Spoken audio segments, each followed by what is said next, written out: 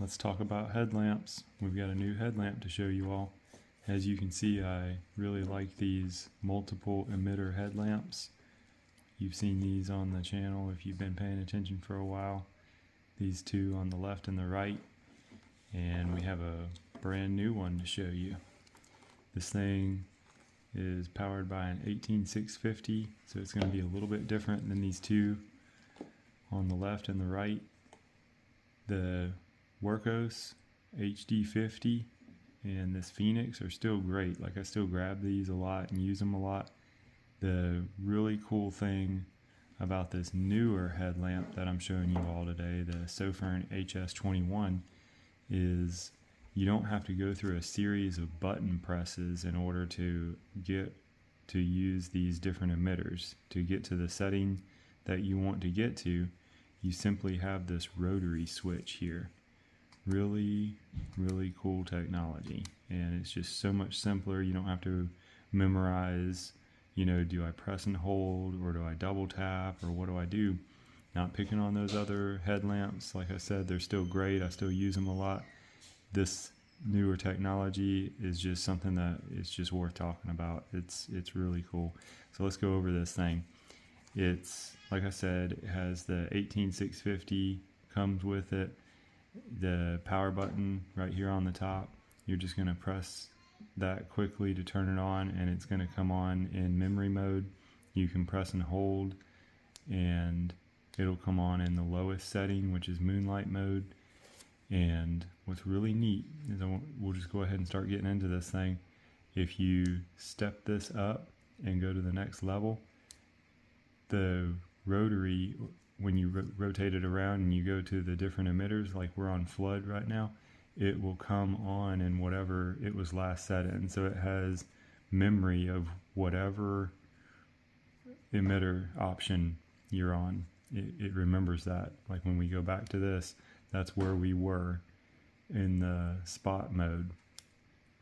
So that's really cool. You can rotate around like a lot of times. What I've been doing is I'll have this option, the spot and flood, I'll have it stepped up, but I'll leave these others set down on a lower level, so that way I can, you know, kind of save my night vision or whatever at night.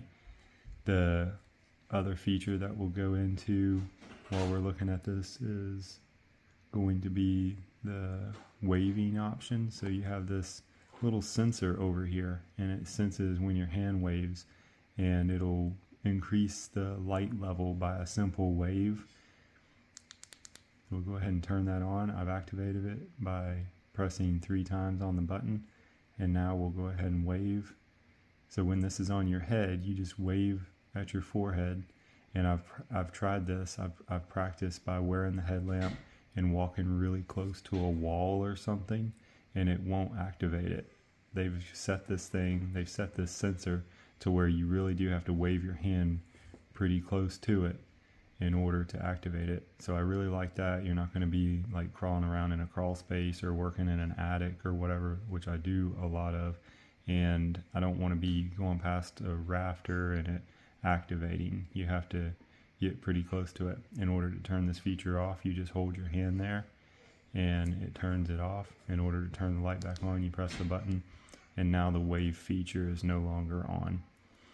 In order to charge this, you have a little charging port right here on the side. It's type C. I've been taking the battery out because I'm putting another battery in. I'm just kind of running it pretty heavy right now to get familiar with it and using it and everything. So I haven't used the charging port. I'm kind of an external battery charging guy myself. The design of it is really cool. Let's go ahead and pop it out of here. That's another thing too. I appreciate this. I appreciate this hard plastic holder for it, so that way you're not doing like the rubber band deal and fighting with getting it in there. It just snaps in and out. The contour of this headlamp right there, just right there where I'm putting my thumb, that has been really nice. When you're reaching up there and you're grabbing that power button, it feels right. It sits really well, and they just put a lot of thought into this thing. So again, I hope I explained that well. If you notice, I've got the light level set up a little bit higher on the spot and on the spot mode, and then on flood it's down lower. It'll remember on all four of these options, on from red to spot to flood to spot and flood, it'll remember all options, all light levels. And let's just go ahead and go through here and show them to you. So now we have this red emitter option. You can have 3 red emitters, and it does actually produce a good bit of light. I'll show you all how it looks at night.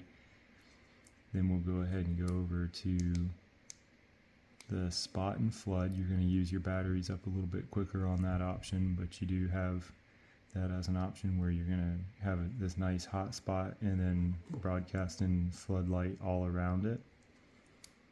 There's flood. You're just going to have those 6 emitters producing like somewhere around 5,000 K. And then step that down. Then you have your spot. That's the SFT40. That's listed right here on the box, and that's a really good. That's a good emitter. That's a good LED to put in here for the spot. This does also have the buck driver, and people have asked, what's the buck driver mean? It just means that it's bucking the current to where it's not drawing more current than it needs, so it makes your battery last longer. So they put a really good driver in here, in other words. Again, just step that up, and then notice how we can go to that other light level, and they're going to be on the lower moonlight mode where we were just a few seconds ago, but it remembers that I stepped it up there. Each channel having its own memory is how you would word that, and I'm just really impressed with it. So let's get it out at night and see how it does in the dark. We're starting out with the red light. That's the lowest level, moonlight mode, whatever you want to call it. Plenty of light, reading my time on my watch, whatever I have to do. I'm going to go ahead and step it up another notch, and I'm still showing you my hand just so you can kind of see how much light we're dealing with here, but I still couldn't walk the trails with that, and now I can definitely walk some trails with that. We have plenty of light. We can see what we're dealing with here. Let's go to the next one. Okay. Now we've got a ton of light. Able to walk the trails.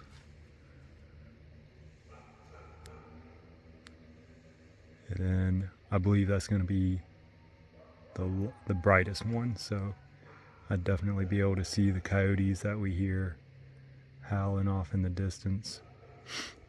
The close-up stuff is thankfully the dogs. They keep those coyotes ran off. Alright, now let's go over here to flood and spot.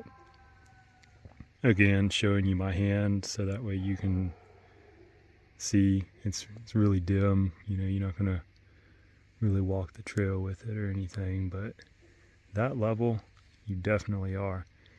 I'm going to put my times, the time that this battery will run at that level on screen, because that right there is pretty impressive.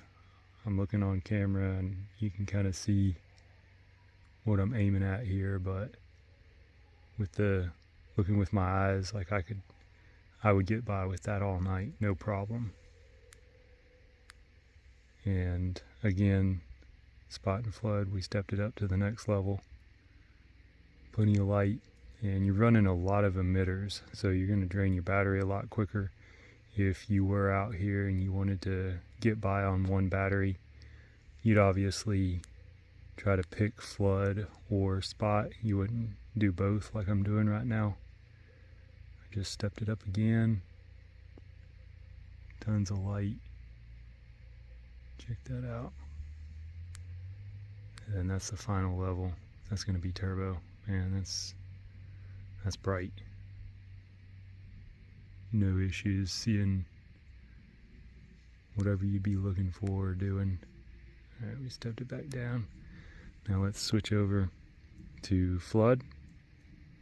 That's just the 5000K flood mode on Moonlight, and stepping it up, starting to see a little bit better.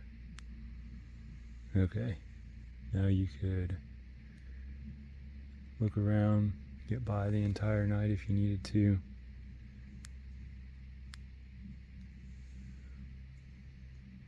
That's going to be high. And then we'll go ahead and go to turbo. And we are very well lit. That's really good. My personal favorite is going to be where we're headed now. So there's Moonlight in the spot mode. That's my personal favorite right there. Like, I get it, it's not for everybody, but I just love that spotlight that you can just shine around. You're not putting it in people's eyes, especially like if you're in a camp setting or whatever. I can walk all through the woods, you're not tripping on stuff. You can see where you're headed and no issues shining it in somebody's eyes or over on a house and disturbing somebody. This has just always been my favorite. So I just really like that this headlamp has everything. If you're, wanting to use some red light and do like a little night vision type thing, you can save your night vision or whatever. Or if you're working on some kind of little small electronics and you need that flood, you can set it on a lower level and work on something at the desk or whatever. But when I'm coming out here at night and wanting to check on things, shutting everything down and wanting to check on the critters and lock everything up, this right here is where it's at for me. I just really appreciate that spot. Plenty of light. Go ahead and show you all just how bright that thing can get. And there's the final level. That's turbo. And it's just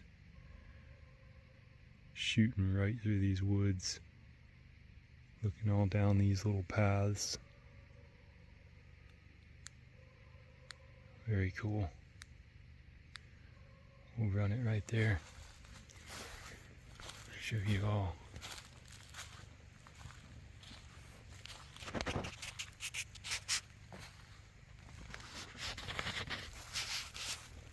It's a little cool out tonight, but definitely not what it was. It was, I believe it was about 11 degrees last night and 20 tonight, so I'm barely even bundled up, feeling like it's really warm after it being 11 last night. Check that out. You can just look all down through there, looking for deer, not seeing any. Really cool little headlamp. I'm liking it, and I will definitely update this review if anything changes. But I appreciate y'all watching, and if you have any questions, as always, hit them up in the comments. I'll just be wandering around in the woods and I'll get your question and reply back as soon as I can. Alright, thanks.